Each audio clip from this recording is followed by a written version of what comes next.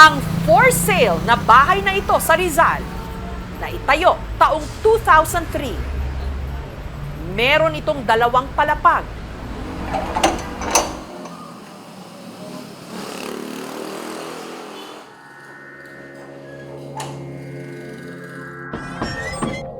Pagpasok sa loob,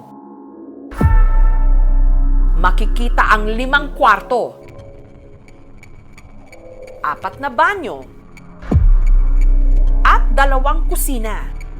Pag pasok ko ng maid, parang nalulungkot na kinikilabutan. Tapos to ng 2004. 3 years lang namin to natirahan. Tuwan-tuwa kami dahil sa napakaganda ng pagkagawa ng bahay. Kaya lang, mag-1 year na kami dito nakatira. May napapansin na kami sa bahay na to. Ano po ang meron dyan sa taas? Dati kasi nanonood akong TV rito. May TV ako dyan dati.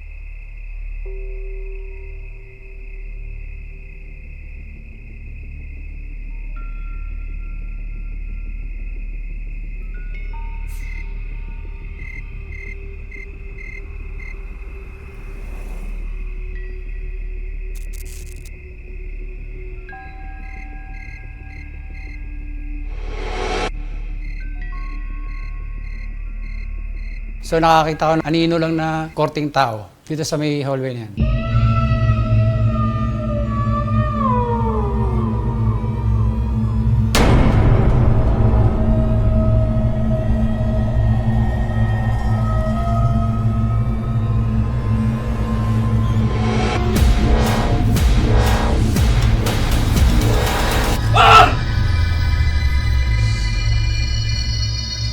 Dito.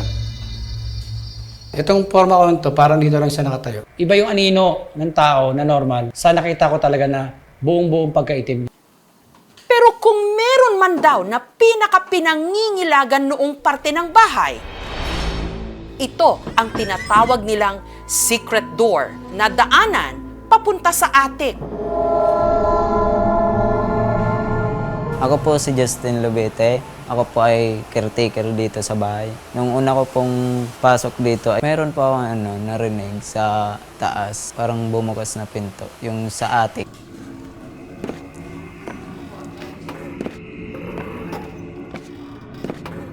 Parang may naglalakad, nakakaiba. Yung talagang lakad niya parang mabigat sa mga nararamdaman namin sa bahay. Parang may nakasama kami dito na hindi ordinaryong tao.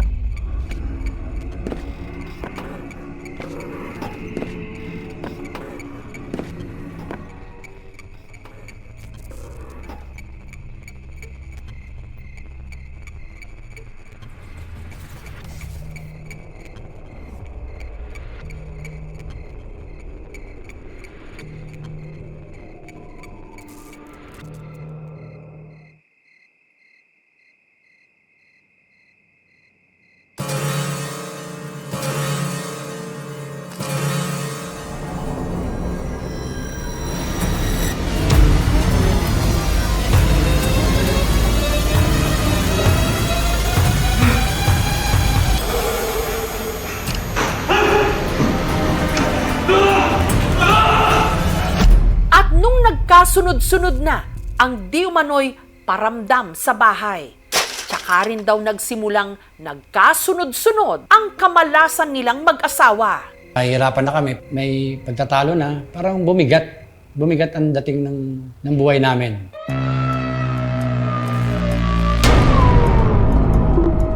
Nag-usap kami ng asawa ko na sana mabenta na itong bahay na to kasi baka bumibigat tayo dahil sa ganun. Nakakasama natin dito na hindi natin kakapwa.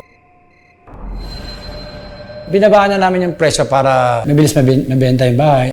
Mabilis naman daw nilang naibenta ang bahay. Pero ang pangalawang pamilya na tumira rito at ang iba pang mga sumunod, hindi rin daw tumagal. Pare-pareho rin silang di umano ginagambala ng mga espiritu na nakatira sa bahay.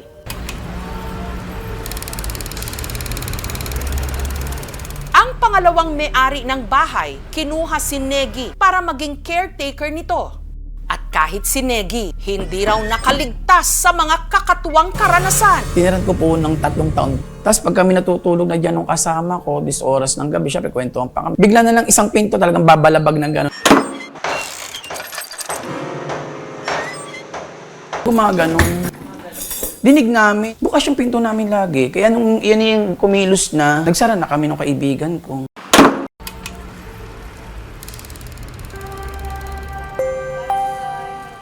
Ako po si Pilar Yungko, may-ari ng salon. Katapat ako ng bahay na haunted. 20 years na ako nakatira dito. Yung katulong nila, nagiging customer ko.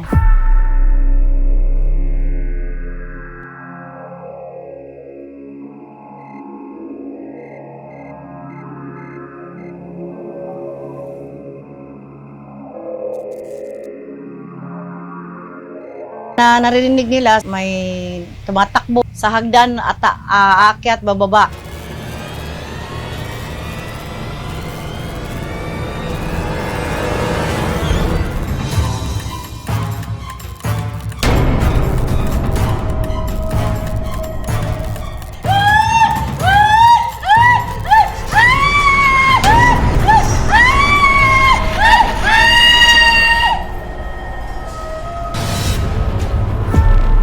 Dahil sa mga hindi maipaliwanag na mga pangyayari sa loob ng bahay, ang mga nakatira rito lagi raw nag-aalsa balutan. Katunayan, simula 2007, ang bahay na ito 5 beses nang naipagbili. Nung pang-apat na nakabili dyan, yung dating yung tauhan, sa attic sila natutulog. Nagkainuman, binato ng piso. Aray! Ano ba yun? Sakit!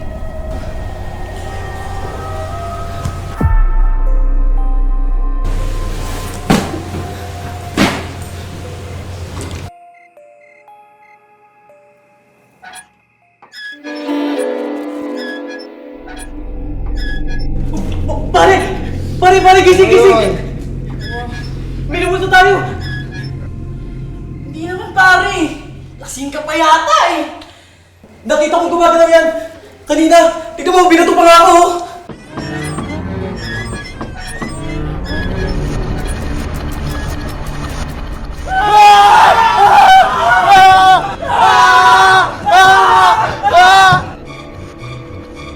Nagtakbuhan sa baba, tapos biglang binalibag. Malayong-malayo na raw ang itsura ng loob nito sa nadatna ng pintor at nagsagawa ng renovation noon na si Mang Lito. Pagpasok ko dito yun noon, nakita ko na hindi maganda ang dating ng kulay. Babaguhin ko. Yung kanina, pagpasok ko dyan, tumitinding ang balahibo ko. Stay in daw dati si Mang Lito sa bahay nung pinipinturahan pa niya ang bahay. Sa isa sa mga kama rito siya natulog. Komportable man daw ang higaan, pero dito naman daw siya halos mamatay sa takot. Paghiga ko dyan, yung kama na yun, magtataka ka ang tigas-tigas nun ha. Damandama ko talaga na lumubog yung kama.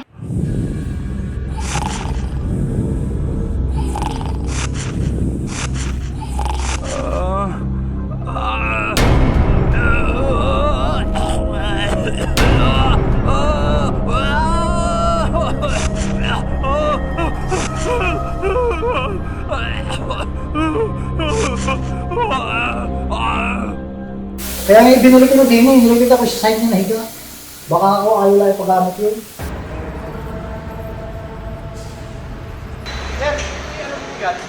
Sa kalagitnaan ng shoot ng aming team sa bahay, biglang may lumapit sa kanilang isang lalaki. Napatigil ako, parang gusto kong magkwento na tungkol sa lupa na to. Kinikilabutan pa rin daw siya sa tuwing pumapasok siya rito. Siya si Amir. Bago pa man nagsimula ang interview, si Amir hindi na mapakali. Sir, ano pong nararamdaman niyo ngayon? Ito po, tumataas po yung aking balibo ko. Parang andito siya. Sinong siya po? Lalaki. Bata pa. Meron na kami na nararamdaman dito, yung mga gamit namin, bigla na nawawala. Naalala ko nga yung dito ako nakapesto. So, Yung ginagawa namin yung pader dyan. Umataas na lang. Umataas naman yung balibo ko. Sa kalagitnaan ng interview, si Amir, Pwede naman off na. Ayoko na. May bumubulong pa sa'yo? Hindi naman. Wala. Ano ko lang, nararamdaman ko lang. Sa tingin mo pa, pag tinuloy mo, parang mas magagalit pa siya? Hindi. Ayaw niya na. Ayaw lang siyang magkwentuhan. Tuloy pa ba natin ang interview? Tama na. Okay ka na. Okay na.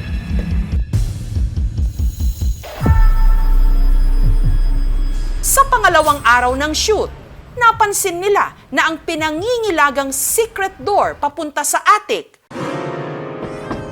bumukas. Kahit ayon sa kanila, hindi ito basta-basta nabubuksan ng hangin. Maliban na lang kung may magpupuwersa. Kitang-kita nga sa kuha ng CCTV na ang pintuan nagkaroon ng awang. Titigang maigi ang video.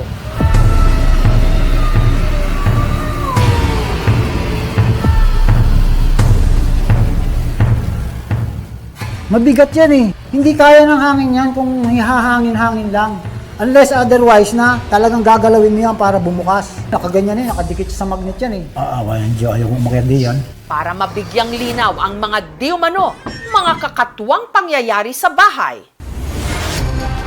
May bibisita ang paranormal investigator na si Ed Caluad. Ito, mas mataas yung sensitivity level nito. Na kapag tumunog ito, merong energy field na lumapit sa kanya. Nilibot muna ni Ed ang bahay.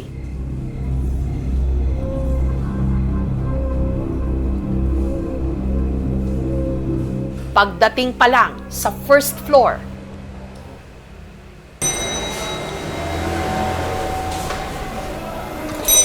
See? So may kasama tayo dito. Yung the area mismo kung saan ko siya nilapag, meron pang tinatawag na residual na energies, kaya nasagap niya. Merong figure na tumawid dito sa may salamin. Parang shadow. nung nasa hagdan naman si Ed, paakyat sa second floor, kung saan sinasabing mabigat palagi ang pakiramdam. Uy, umibigat. Choking yung energies.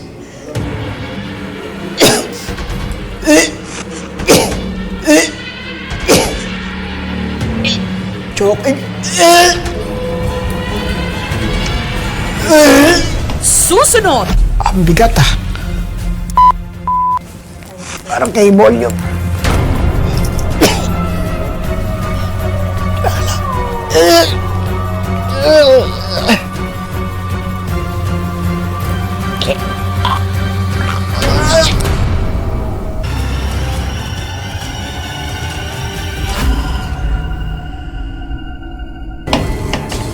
Ang bigat ah. Parang may ano. May mga dumadaing. Masyado tight yung ano. Parang kay volume.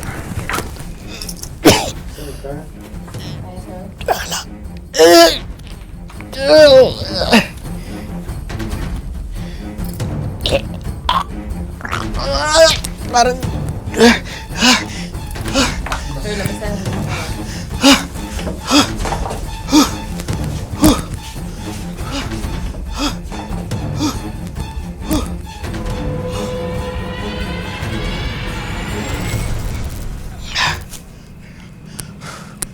Parang dinadrag ng cable yung tao.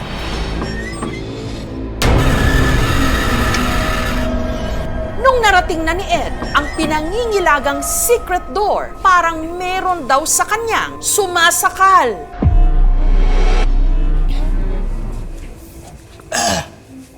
Ayan na naman yung choking.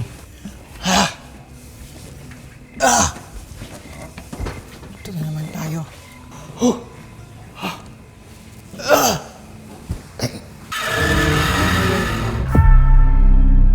Dito, sinubukan ni Ed na makipag-usap sa mga kaluluwang hindi di umano matahimik. Pwede ba natin ma-invite?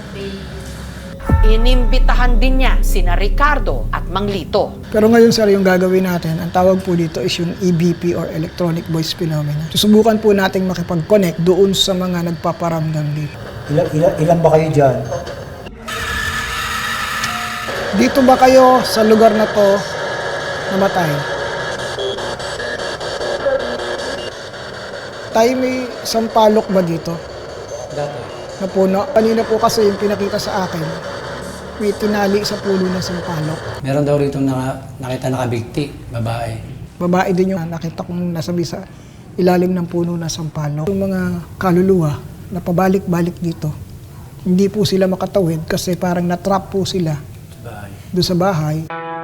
Anumang bagay na napaloob doon sa metro kwadrado na lupa na to, na nagkaroon ng hindi magandang pangyayari sa nakalipas na panahon, ay nagko-contribute po doon sa mga nandito ngayon na entities. Sa kalagitnaan ng kanilang pag-uusap, ang secret door na papunta sa attic, bigla muling bumukas.